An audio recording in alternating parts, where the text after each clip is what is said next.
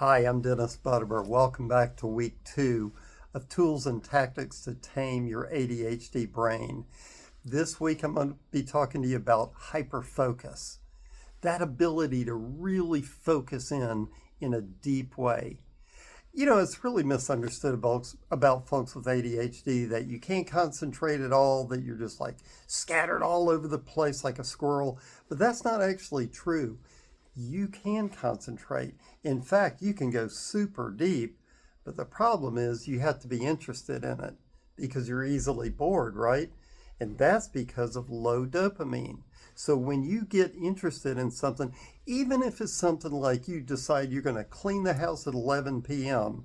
or you're going to write this thing that you're just really craving to write about, you'll sit there and write for hours because you're interested. And what happens is you have an up level in dopamine when you're doing that. And dopamine, part of the reward center and the motivation center, feels really good when you're there.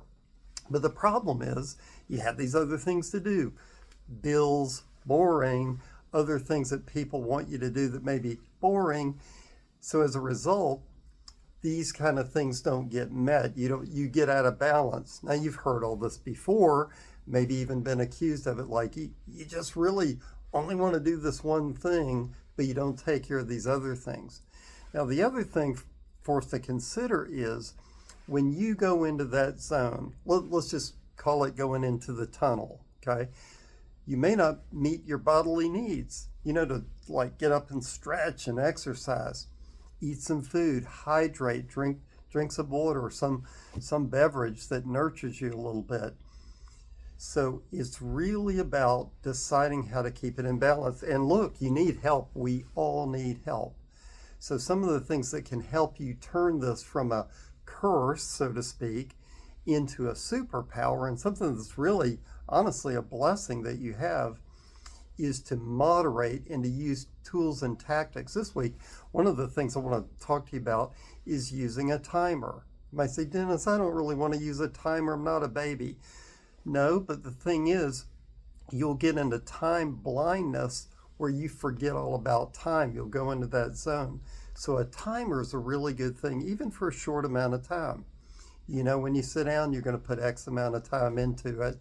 And then when it's over, create a landing ritual for yourself, meaning that, when you do those 20 minutes or 30 minutes or whatever it is you're doing that you have the timer for, stand up, get something to drink, stretch, do something that is repeatable so that each time you do the thing where you go down deep, you also have a nice landing ritual, meaning some way you just ease out of it slowly. Maybe something else you like to do. So you want to meet your own needs in various ways. And so you can plan you're going to do just a few things each day that are the big things.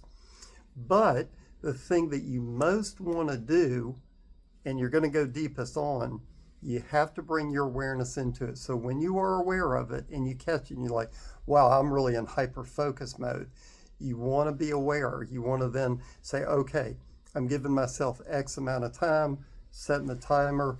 I'm going to get up after this, and I will have done something really good for myself and kept it in balance. So those are my thoughts for the day. Subscribe if you like. I'm Dennis Butterer. I'll be reaching back to you next week. Wishing you all the best.